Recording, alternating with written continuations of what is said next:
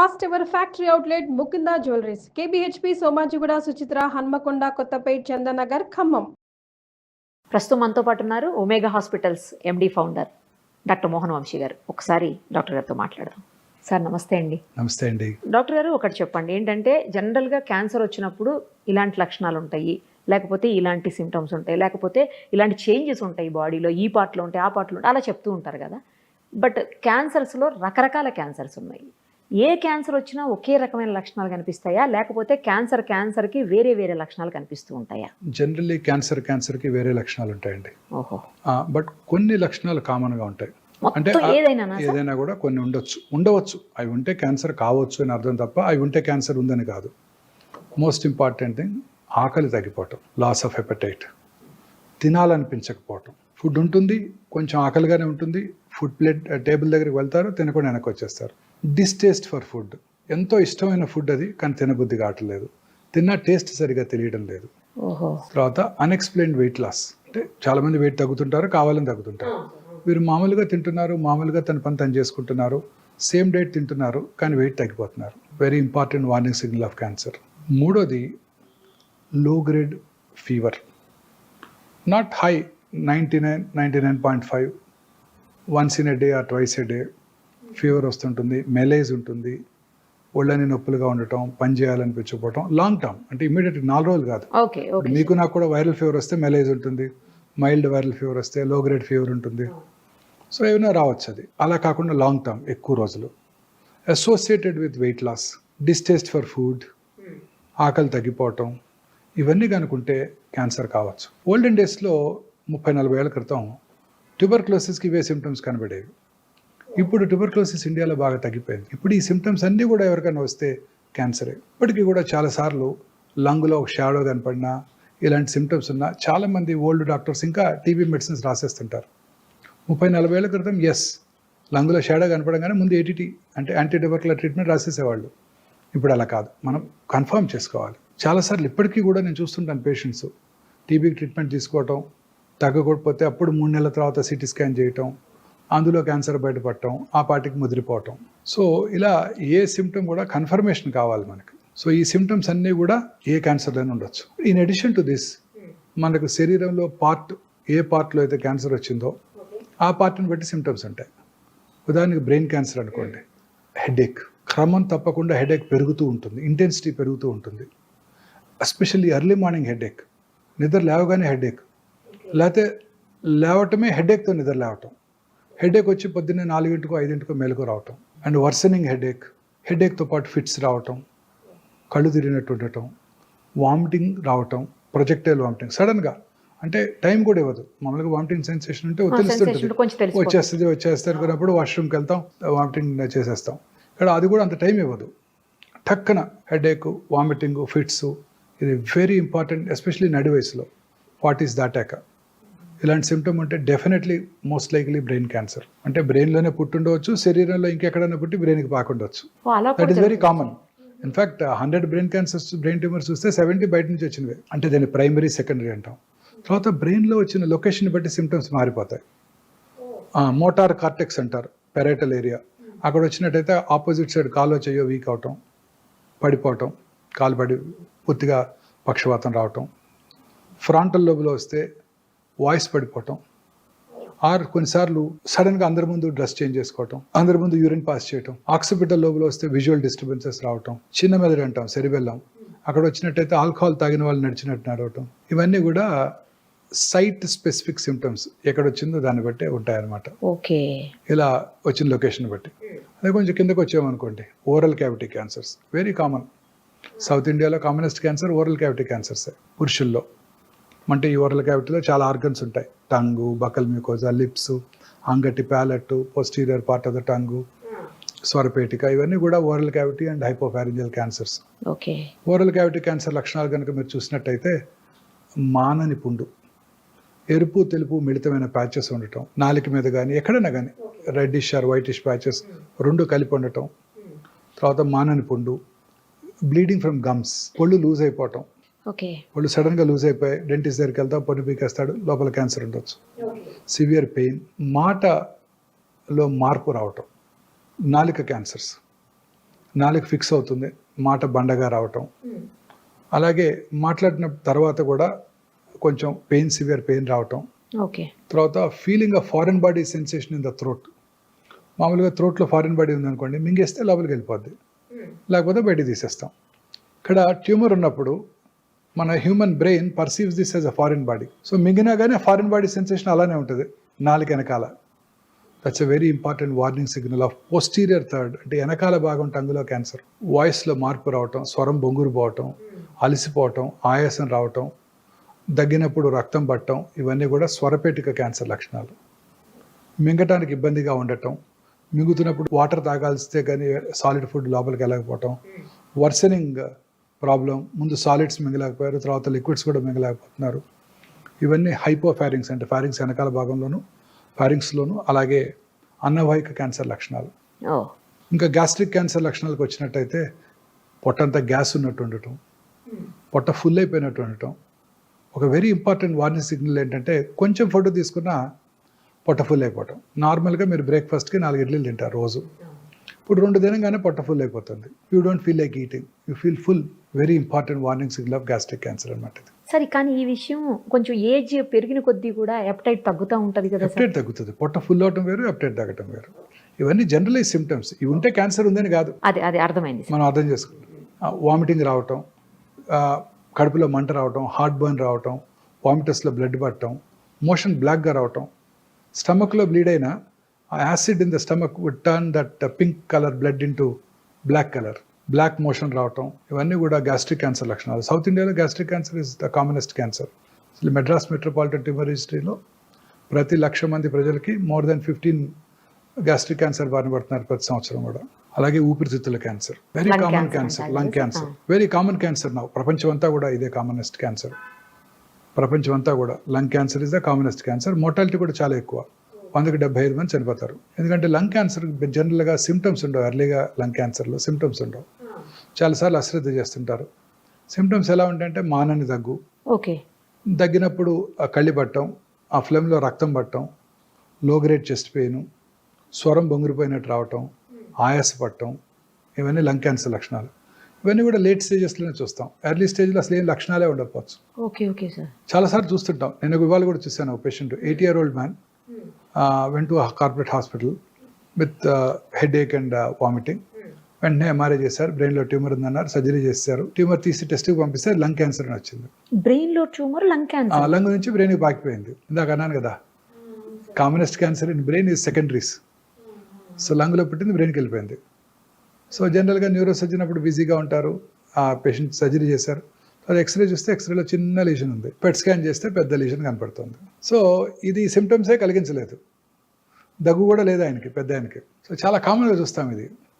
Lung cancer, బోన్స్కి పాకటం, ఆ bones trivial injury, చిన్న ఇంజరీతో bone fracture అవటం, ఆర్థోపెడిషన్ దాన్ని ఫిక్స్ చేయడానికి రెడీ అవటం, ఫిక్స్ చేస్తున్నప్పుడు అక్కడేదో అబ్నార్మల్ టిష్యూ కనపడితే దాన్ని టెస్ట్కి పంపటం, లంగ్ క్యాన్సర్ అని తెలుస్తుంది. So generally these cancers are asymptomatic. చివరి స్టేజ్లో కానీ సిమ్టమ్స్ కలిగించవు. అలాగే colon cancer, very common cancer in urban India. మోషన్లో బ్లడ్ పట్టడం అందరికీ ఉంటుంది, చాలామందికి ఉంటుంది. పైల్స్ ఉన్నా మోషన్లో బ్లడ్ పడుతుంది, అందరూ ఆ సిమ్టమ్ని అశ్రద్ధ చేస్తారు. ఇప్పుడు లో డోసేజ్ సిటీ స్కాన్స్ అందుబాటులోకి వచ్చాయి. క్రానిక్ స్మోకర్స్ ఎస్పెషల్లీ 20 years కనుక తాగినట్టయితే వాళ్ళు 6 నెలలకు ఒకసారి లో డోస్ సిటీ స్కాన్ చేయించుకున్నట్టయితే క్యాన్సర్ రావడానికి ముందుగా పట్టుకోవచ్చు. అవునా సార్? లంగ్ క్యాన్సర్కి ఎస్పెషల్లీ. సో ఈ కోలన్ క్యాన్సర్ చాలా సార్లు చూస్తుంటాం. చాలా మంది లేట్ స్టేజ్లో వస్తుంటారు, ఈ మోషన్లో బ్లడ్ అశ్రద్ధ చేస్తుంటారు. సో కోలన్ క్యాన్సర్ లక్షణాలు, లెఫ్ట్ సైడ్ కోలన్ క్యాన్సర్ అయితే ఇలా బ్లడ్ పట్టడం, లూజ్ మోషన్స్ అవటం, కాన్స్టిపేషన్ రావటం, alternating constipation and loose motions, very important symptom. తర్వాత స్టూల్ క్యాలిబర్ తగ్గటం, ఇంత లావుగా ఉంటుంది స్టూల్ అనుకోండి, క్యాలిబర్ తగ్గిపోయి సన్న పెన్సిల్ లాగా వస్తుంది అనుకోండి, warning signal of colon rectal cancer.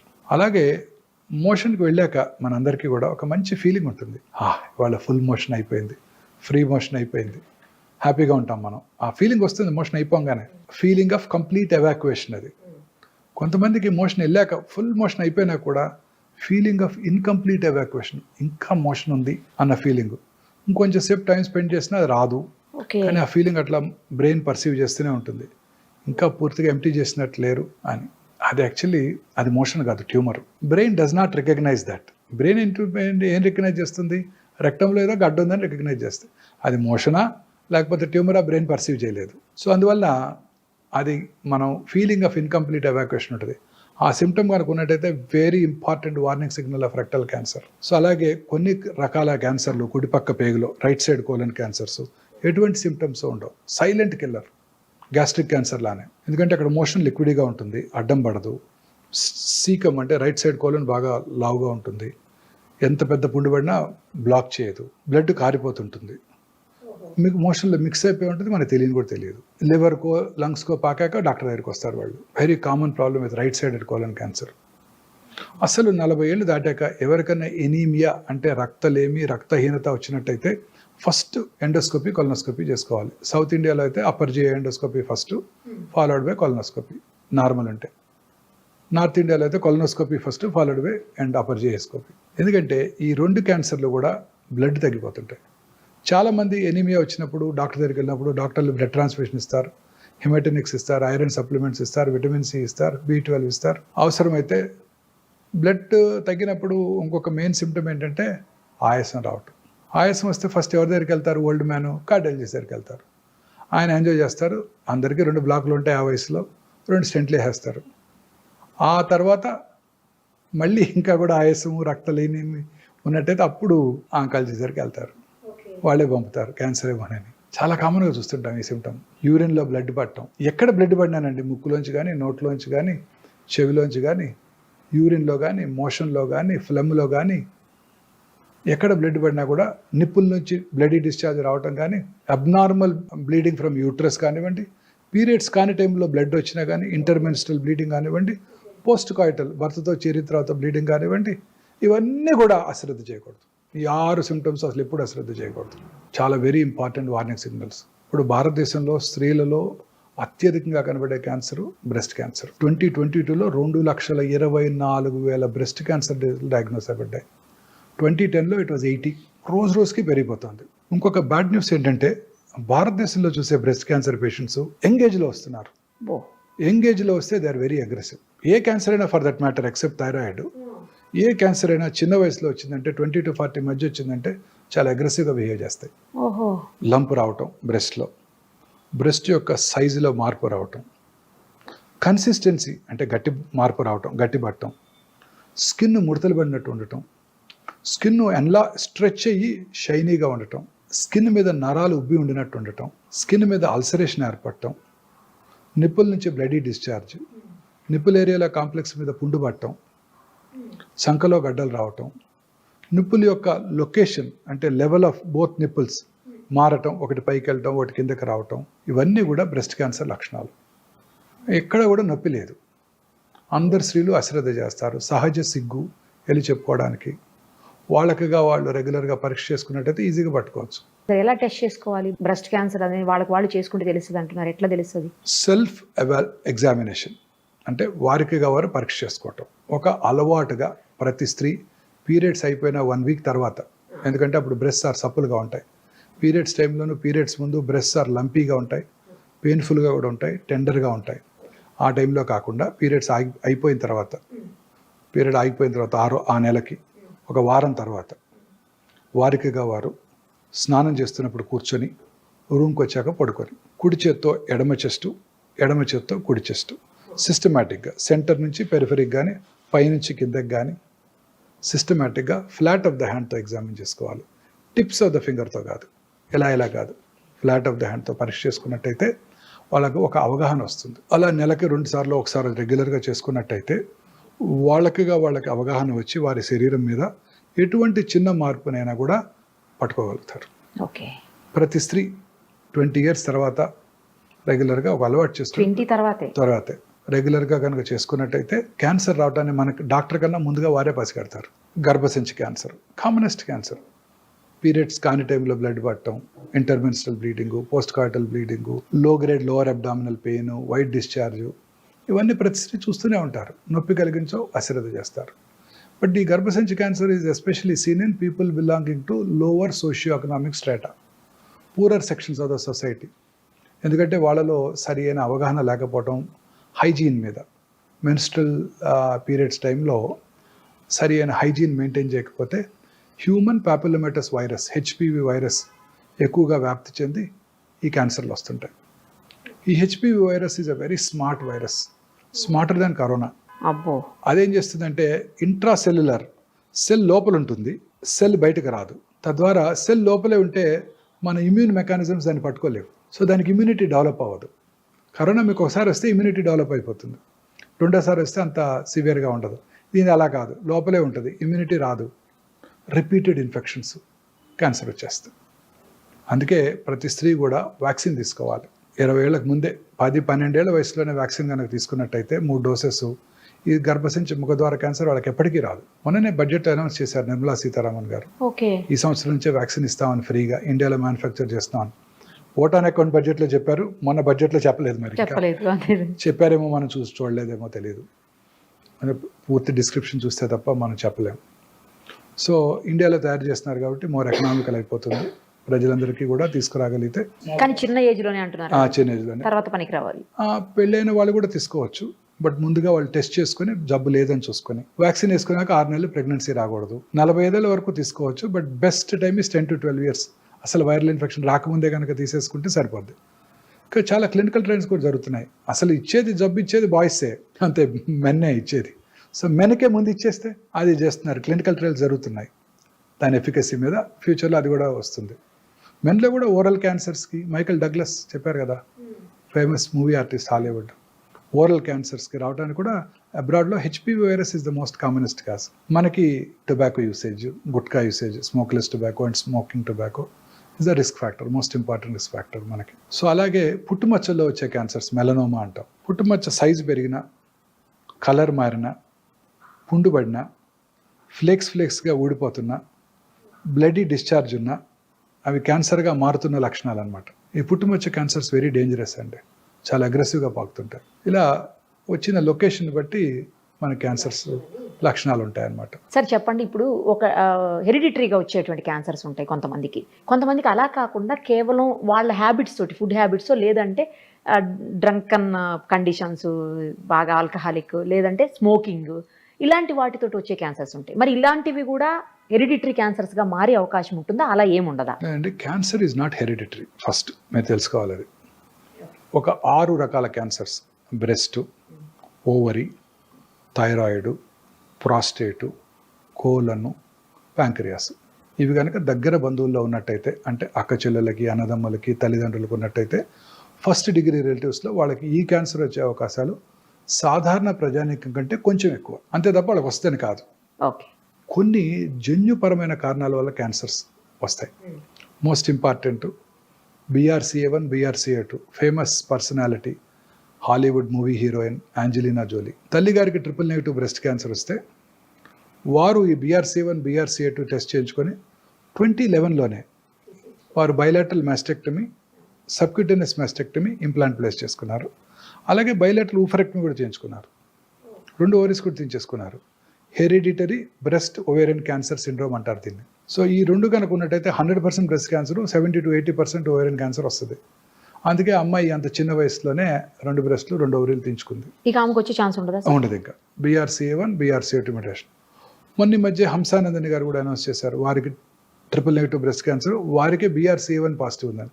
వారికి కూడా బ్రెస్ట్ క్యాన్సర్ వచ్చే అవకాశాలు 90%, ఓవేరియన్ క్యాన్సర్ వచ్చే అవకాశాలు 60 to 70%. సో ఈ BRCA1, BRCA2 పాజిటివ్ ఉంటే వాళ్ళకి రిస్క్ రిడక్షన్ సర్జరీస్ అని ముందే చేయించుకున్నట్టయితే క్యాన్సర్ రాకుండా కాపాడుకోవచ్చు. తర్వాత కొన్ని రకాల thyroid cancers, medullary thyroid carcinoma, RET gene అంటారు, RET జీన్, రెడ్ జీన్, అది కనుక్కున్నట్టయితే వాళ్ళకి ఆ క్యాన్సర్ వస్తుంది. మల్టిపుల్ ఎండోక్రైన్ నియోప్లేషియా అని కూడా అంటారు. సో వాళ్ళకి ఆ మెడులరీ కార్సినోమా ఉండి రెడ్ జీన్ కనుక పాజిటివ్ ఉంటే వాళ్ళ పిల్లలకి థైరాయిడెక్టమీ చేసేయాలి ఫస్టే. ఎప్పుడు చేయాలి? 1 year రాకముందే చేసేయాలి, అప్పుడే బెస్ట్ సర్వ్డ్. అంత చిన్న ఏజ్. రెడ్ జీన్ పాజిటివ్ ఉంటే 1 year రాకముందే చేసేసేయాలి థైరాయిడ్ సర్జరీ, టోటల్ థైరాయిడెక్టమీ చేయించేసుకోవాలి. అలాగే FAP gene, familial adenomatous polyposis coli, ఈ FAP జీన్ పాజిటివ్ ఉన్న వాళ్ళలో 35 నుంచే క్యాన్సర్లు వచ్చేస్తుంటాయి కోలంలో. ఆ FAP జీన్ పాజిటివ్ ఉంటే 35 years రాగానే కొలనోస్కోపీ చేయించుకొని, లేకపోతే ముందుగానే కొలనోస్కోపీ స్క్రీనింగ్ చేసుకుంటూ పాలిప్స్ కనుక డెవలప్ అయిన వెంటనే టోటల్ ప్రాక్టోకోలెక్టమీ చేసేసుకుంటే ఆ క్యాన్సర్ అవడాన్ని మనం నిరోధించవచ్చు. అలాగే hereditary non polyposis colon cancer కూడా ఉంది. లించ్ సిండ్రోమ్ అంటారు, వాళ్ళకు కూడా ఈ కోలన్ క్యాన్సర్ స్క్రీనింగ్ రెగ్యులర్గా చేసుకోవాల్సి ఉంటుంది. సో ఇంకా ఇతరత్ర ఫుడ్ హ్యాబిట్స్ వలన మీరు అన్నట్టు స్మోకింగు, ఆల్కహాల్ వలన క్యాన్సర్స్ వస్తాయి. వాళ్ళలో అవి జనరల్గా వంశపారంపర్యం కాదు, అవి జనరల్గా లేట్ ఏజ్లో వస్తుంటాయి. ఓకే. సో స్మోకింగ్ చేసే వాళ్ళను, గుట్కా తినే వాళ్ళలో ఈ క్యాన్సర్స్ చూస్తుంటాం చాలా రెగ్యులర్గా. అది వంశపారంపర్యం కాదు. సార్ ఇప్పుడు ఒకసారి స్మోకింగ్ చేసి 10 ఏళ్ళు 15 ఏళ్ళు 20 ఏళ్ళు స్మోకింగ్ చేసి ఆపేసి 20 ఏళ్ల తర్వాత కూడా వచ్చే అవకాశం ఉంటుందా? 20 ఏళ్ళు ఏంటంటే 50 ఏళ్ళ తర్వాత కూడా వచ్చే అవకాశం ఉంటుంది. ఆ పాపం అలానే వెనకాలే వెంటబడుతూనే ఉంటుంది. చాలా మంది అంటారు నేను స్మోకర్ అంటే కాదు పో అంటారు. అదే ఎప్పుడు చాలా 50 ఏళ్ళు ఉందండి ఆపేసి అంటారు. 50 ఏళ్ళు కాదు 60 ఏళ్ళైనా ఆ పాపం వెనకాలే వెంటాడుతుందండి. స్మోక్ చేసిన 6 సెకండ్స్లో 400 to 500 క్యాన్సర్ కారక సబ్స్టెన్సెస్, కార్సినోజెన్స్ బ్లడ్లోకి వచ్చి బాడీ అంతా బ్రెయిన్ నుంచి కింద వరకు ఎక్కడైనా క్యాన్సర్ కలిగించవచ్చు. గర్భసంచి ముఖద్వారం స్మోక్ చేసే ఆడవాళ్ళలో అక్కడ కూడా క్యాన్సర్ వస్తుంది. ఎండోమెట్రియల్ క్యాన్సర్ అని ఒకటి ఉంది. గర్భసంచిలో 2 పార్ట్స్ ఉన్నాయి, body and cervix. Cervix cancer వస్తుంది స్మోక్ చేస్తే, కానీ స్మోక్ చేసే ఆడవాళ్ళలో ఎండోమెట్రియల్ క్యాన్సర్ వచ్చే అవకాశాలు తక్కువ ఉంటాయి. Interesting observation. ఇండియాలో స్మోక్ చేయరు కదా, మన లేడీస్ చేయరు, చాలా తక్కువ, వేళ్ళ మీద లెక్క పెట్టచ్చు. అమెరికాలో వాళ్ళు ఎక్కువ చేస్తారు, మగవాళ్ళ కంటే ఎక్కువ స్మోక్ చేస్తున్నారు, వాళ్ళు పోటీగా చేస్తున్నారు. వాళ్ళలో సర్విక్స్ క్యాన్సర్ వచ్చే అవకాశాలు ఉంటాయి, బట్ ఎండోమెట్రియల్ క్యాన్సర్ తగ్గిపోద్దంట. Very interesting epidemiological data. First time in America ఈ స్మోకింగ్ వల్ల వచ్చే lung cancer incidence first time తగ్గింది. గత 100 ఏళ్ళుగా లంగ్ క్యాన్సర్ ఇన్సిడెన్స్ పెరుగుతూనే ఉంది. పాస్ట్ 2 ఇయర్స్గా వాళ్ళు చేసిన క్యాంపెయిన్స్ వల్ల కానివ్వండి, అవేర్నెస్ వల్ల కానివ్వండి, స్మోకింగ్ తగ్గిపోతుంది. ఇండియాలో కూడా బాగా తగ్గిపోయింది స్మోకింగ్. చాలా తగ్గిందండి స్మోకింగ్, బాగా తగ్గిపోయింది. ప్రజెంట్ జనరేషన్ పెద్దగా స్మోక్ చేయట్లేదండి. సార్ వీటన్నిటికీ అసలు స్క్రీనింగ్ అనేది ఇంపార్టెంట్ కదా? చాలా ఇంపార్టెంట్. ఎలా అసలు అంటే ఎలా తెలుస్తుంది, ఎప్పుడు చేయించుకోవాలి, ఎలా చేయించుకోవాలి? అన్ని క్యాన్సర్స్కి స్క్రీనింగ్ లేదండి. కొన్ని కామన్ క్యాన్సర్స్, ఉదాహరణకి గర్భసంచి ముఖద్వార క్యాన్సర్, దాన్ని అసలు ప్రివెంటే చేయవచ్చు. నేను చెప్పిన ఇందాక వైరస్ వ్యాక్సిన్ తీసుకోవడం ద్వారా, దాన్ని ప్రైమరీ ప్రివెన్షన్ అంటాం. సెకండరీ ప్రివెన్షన్ కూడా ఉంది దానికి. గర్భసంచి క్యాన్సర్ రావడానికి ముందే లాంగ్ ప్రీ క్యాన్సరస్ ఫేజ్ ఉంటుందండి. అంటే క్యాన్సర్ అవడానికి ఒక 5-6 ఏళ్ల ముందే పట్టుకోవచ్చు, ఇది అశ్రద్ధ చేస్తే క్యాన్సర్గా మారుతుందని, చిన్న పాప్స్మియర్ టెస్ట్ చేసుకోవడం ద్వారా. సో అలాంటి ప్రీ క్యాన్సరస్ ఫేజ్లో కనుక్కుంటే ఆ గర్భసంచి తీసేస్తే వాళ్ళకి ఇంకా క్యాన్సర్ రాదు. దీన్ని సెకండరీ ప్రివెన్షన్ అంటాం. అలాగే గర్భసంచి క్యాన్సర్ వచ్చిందో లేదో తెలుసుకోవడానికి simple test Pap smear, liquid based Pap smear అంటారు. ప్రతి సెక్షువల్లీ యాక్టివ్గా అయినాక, అంటే పెళ్ళైనాక ఫస్ట్ 1 year సంవత్సరానికి ఒకసారి, 3 ఏళ్ళ తర్వాత నుంచి 2-3 ఏళ్ళకి ఒకసారి పాప్స్మియర్ చేయించుకోవడం ద్వారా మనం ఈ క్యాన్సర్ అవడాన్ని ముందుగా పసిగట్టవచ్చు. మన ఇండియన్ ఉమెన్ అయితే ఎస్పెషలీ కోస్టల్ ఆంధ్రప్రదేశ్, తమిళనాడు, ఒరిస్సాల్లో ఈ క్యాన్సర్ ఇన్సిడెన్స్ చాలా ఎక్కువ. కారణం ఏంటంటే పావర్టీ, రెండోది హైజీనిక్ ప్రాక్టీసెస్ మీద అవగాహన లేకపోవటం, మూడోది తేమ కలిగిన వాతావరణంలో ఈ వైరస్ ఎక్కువగా వ్యాప్తి చెందుతుంది. అక్కడ హ్యూమిడిటీ ఎక్కువ ఉంటుంది కదండి సముద్ర తీరంలో, వాళ్ళలో ఈ వైరస్ ఎక్కువగా వ్యాప్తి చెంది క్యాన్సర్ ఎక్కువ వస్తుంది. వాళ్ళు సంవత్సరానికి ఒకసారి పాప్స్మియర్ టెస్ట్ చేసుకోవడం ద్వారా క్యాన్సర్ రావడానికి ముందుగా పసిగట్టవచ్చు. సో ఎర్లీగా పట్టుకుంటే క్యూర్ అయిపోతుంది. Okay sir. ఇది first. Second breast cancer. Breast క్యాన్సర్కి 3 ఆర్మ్స్ ఉన్నాయి. ఒకటి సెల్ఫ్ ఎగ్జామినేషన్, ఇందాక మనం డిస్కస్ చేసాం. రెండోది మ్యామోగ్రఫీ పరీక్ష. చాలా మందికి అపోహలు ఉన్నాయి, మ్యామోగ్రఫీ పరీక్ష చేయించుకుంటే దాంట్లో రేడియేషన్ ఎక్స్పోజర్ ఉంటుంది, బాగా గట్టిగా నొక్కేస్తారు బ్రెస్ట్ని, చాలా పెయిన్ఫుల్గా ఉంటుంది.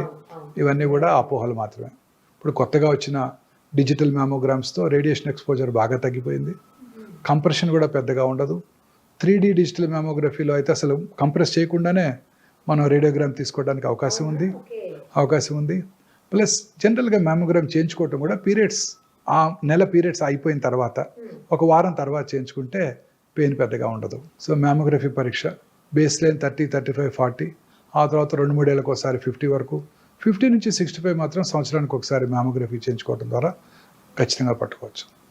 స్కార్డ్ బ్రెస్ట్ అంటే బ్రెస్ట్ లంపెక్టమీలో కనుక చేస్తున్నట్టయితే ఇంతకుముందు, అప్పుడు మ్యామోగ్రఫీ పెద్ద యూస్ఫుల్గా ఉండదు. చాలామంది ఇంప్లాంట్స్ పెట్టుకుంటుంటారు, వాళ్ళలో కూడా మ్యామోగ్రఫీ యూస్ఫుల్గా ఉండదు. వాళ్ళకి ఎంఆర్ మ్యామోగ్రఫీ చేయాల్సి ఉంటుంది, మ్యాగ్నెటిక్ రెసినెన్స్ మ్యామోగ్రామ్. ఇప్పుడు కొత్తగా పెట్ ఎంఆర్ మ్యామోగ్రామ్ కూడా అందుబాటులోకి వచ్చింది. PET MR mammogram first time ఇండియాలో హైదరాబాద్లోనే అందుబాటులోకి వచ్చింది. మన దగ్గర ఉందండి. పెట్ ఎంఆర్ మ్యామోగ్రామ్ చేసుకోవడం ద్వారా ఆ క్యాన్సర్ని చాలా ఎర్లీగా ఐడెంటిఫై చేయవచ్చు. ఎంఆర్ మ్యామోగ్రామ్లో మ్యామోగ్రఫీలో ఉన్న రేడియేషన్ ఎక్స్పోజర్ కూడా ఉండదు, and MRI is no radiation కదా.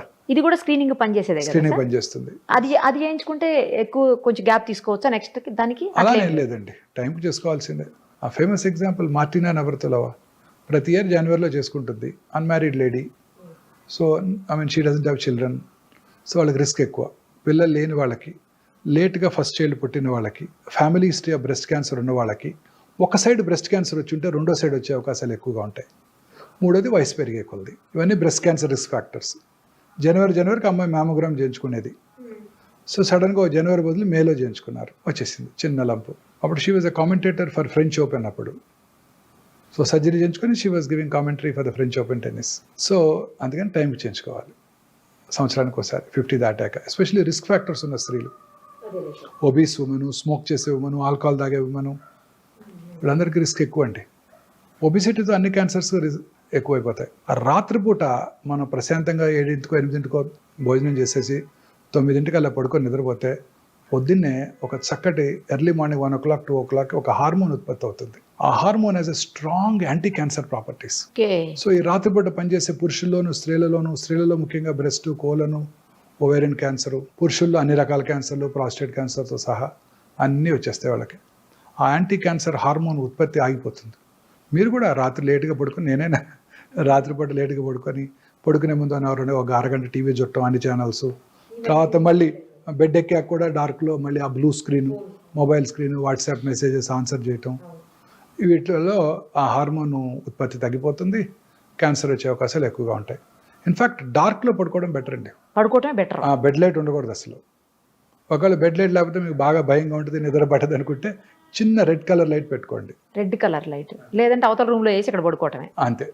ఏ కలర్ అయినా ఇలాగనే చేస్తే మీకు హార్మోన్ ఉత్పత్తి ఎక్కువ ఉంటుంది, మెలటోనిన్ హార్మోన్. దానివల్ల క్యాన్సర్ రాకుండా ఉండే అవకాశాలు ఎక్కువ ఉంటాయి.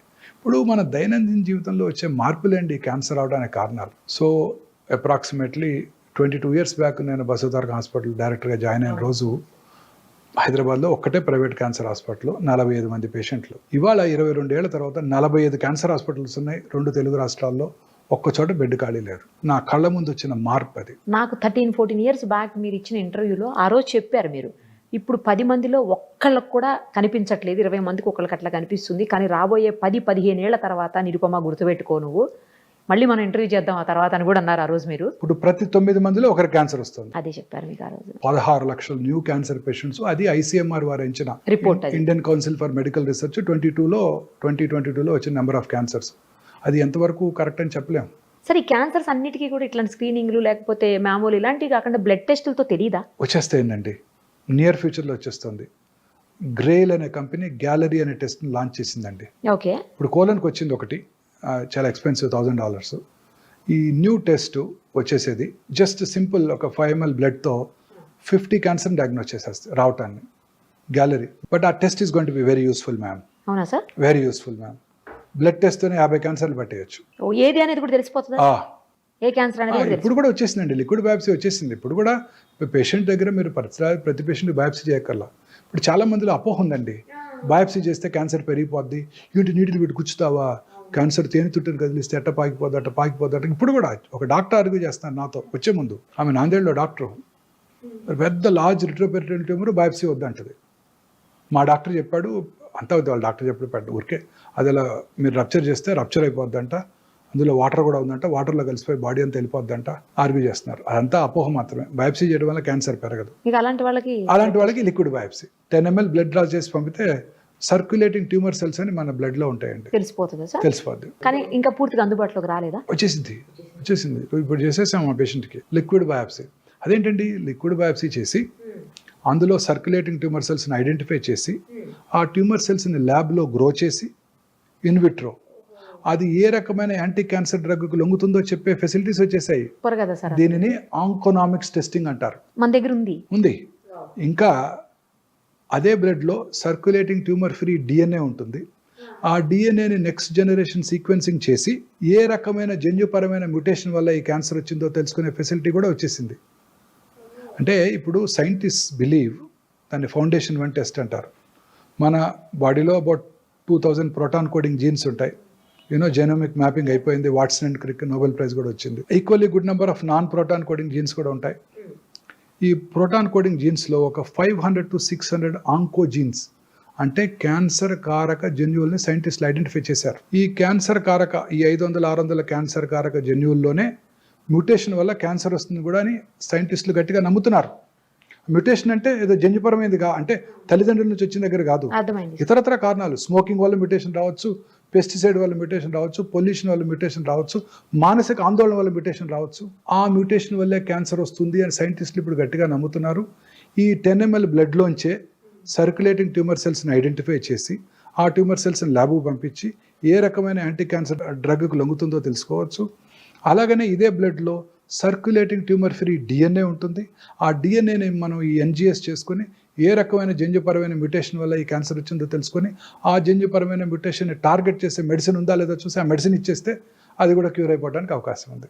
అంత అడ్వాన్సెస్ ఇప్పుడు మనకి అందుబాటులోకి వచ్చేసాయి. సో ఈ జన్యుపరమైన మ్యూటేషన్ రావడానికి గల కారణం పెస్టిసైడ్స్ కావచ్చు, పొల్యూషన్ కావచ్చు, ఆల్కహాల్ కావచ్చు, స్మోకింగ్ కావచ్చు, ఆ హార్మోనల్ ఇన్ఫ్లుయెన్స్ కావచ్చు, వైరల్ ఇన్ఫెక్షన్, హ్యూమన్ పాపిలోమాటస్ వైరస్ కావచ్చు, హెపటైటిస్ బి వైరస్ కావచ్చు, వీటన్నిటి వల్ల మ్యూటేషన్ రావచ్చు. అన్నిటికన్నా మోస్ట్ ఇంపార్టెంట్ నేను నమ్మేది ఏంటంటే, ఇన్ని 30 సంవత్సరాలు experience general surgery, oncology surgery practice చేసిన తర్వాత అన్నిటికన్నా మోస్ట్ ఇంపార్టెంట్ కాదు మానసిక ఆందోళన. మానసిక ఆందోళన వల్లే ఈ మ్యూటేషన్స్ వస్తున్నాయి, ఈ క్యాన్సర్లు పెరిగిపోతున్నాయి. ఇలా ఈ మానసిక ఆందోళన వలన అన్ని రకాల జబ్బులు వస్తున్నాయని నేను గట్టిగా నమ్ముతున్నాను మేడం. 30 ఏళ్ళు ఆంకాలజీ ప్రాక్టీస్ చేశాక అన్ని రకాల జబ్బులకి, కరోనా కానివ్వండి, కరోనరీ ఆర్టరీ డిసీజ్ కానివ్వండి, సెరిబ్రోవాస్కులర్ యాక్సిడెంట్ కానివ్వండి, క్యాన్సర్ కానివ్వండి, క్యాన్సర్ కూడా అన్నీ కూడా ఈ మానసిక ఆందోళన వల్ల.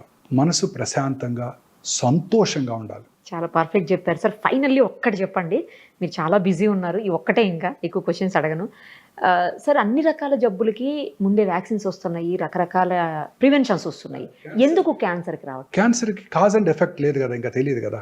ఇప్పుడు సర్వైకల్ క్యాన్సర్ కనుక్కున్నారు, హ్యూమన్ పాపిలోమాటస్ వైరస్ ఇన్ఫెక్షన్ వస్తే క్యాన్సర్ వస్తుందని దానికి వ్యాక్సిన్ కనుక్కున్నారు.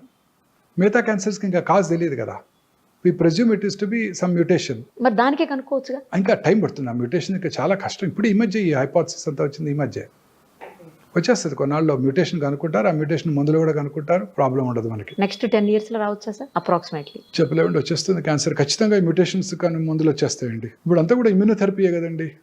అన్ని రకాల క్యాన్సర్స్కి మన ఓన్ ఇమ్యూనిటీని పెంచే డ్రగ్సే కదా. ఇప్పుడు మన బాడీలో టీ సెల్స్ అని ఉంటాయి, హ్యూమన్ టీ సెల్స్. చిన్నప్పుడు మన కరోనా టైంలో గుర్తుందా, నాకు ఎన్ని యాంటీబాడీస్ ఉన్నాయి, నాకు టీ సెల్ మీడియేట్ ఇమ్యూనిటీ ఎక్కువ ఉంది. T cells are the killer cells. శరీరంలోకి వచ్చే క్యాన్సర్ సెల్ని, కరోనా వైరస్ని, ఇతర బ్యాక్టీరియాని, అన్నిటినీ ఫారిన్ పార్టికల్ ఏదైనా ట్రాన్స్ప్లాంటెడ్ కిడ్నీని కూడా చంపేస్తుంది. అందుకే ట్రాన్స్ప్లాంటేషన్ చేయించుకున్న వాళ్ళకి ఇమ్యూనోసప్రెసివ్ థెరపీ పెడతారు. ఓకే. క్యాన్సర్ సెల్స్ ఎంత స్మార్ట్ అంటే ఈ కిల్లర్ టీ సెల్స్ని మాస్క్ చేస్తాయి, బ్లాక్ చేస్తాయి. ఇమ్యూనోథెరపీ ఏం చేస్తుందంటే వాటిని అన్మాస్క్ చేస్తుంది. తద్వారా క్యాన్సర్ సెల్ని ఆ టీ సెల్ గుర్తించి చంపేస్తుంది. సో ఫ్యూచర్ ఆఫ్ ఆంకాలజీ ఇలానే ఉండిపోతుంది. అందుకే మీరంతా కూడా 50 లక్షలకు ఇన్సూర్ చేసుకోవాలి, 5 లక్షలు 10 లక్షలకు కాదు, సరిపోతుంది. ఇవన్నీ పేటెంటెడ్ మాలిక్యూల్స్, ఇంపోర్టెడ్ మాలిక్యూల్స్. ఇప్పుడు కొలెస్ట్రాల్ తగ్గడానికి వచ్చే మోనోక్లోనల్ యాంటీబాడీ కూడా నెలకు 3 లక్షలు అంట.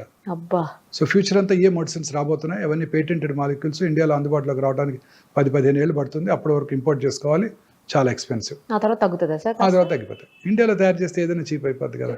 మన సిప్లా వాళ్ళు వీళ్ళు ఊరికే చేసి పట్టుకొచ్చేస్తారు టక్కన. కాపీ కొట్టడంలో మనం ఇచ్చిన వాళ్ళు ఎవరు లేరు కదా. Perfect sir. Thank you sir. Thank you so much. నమస్తే అండి.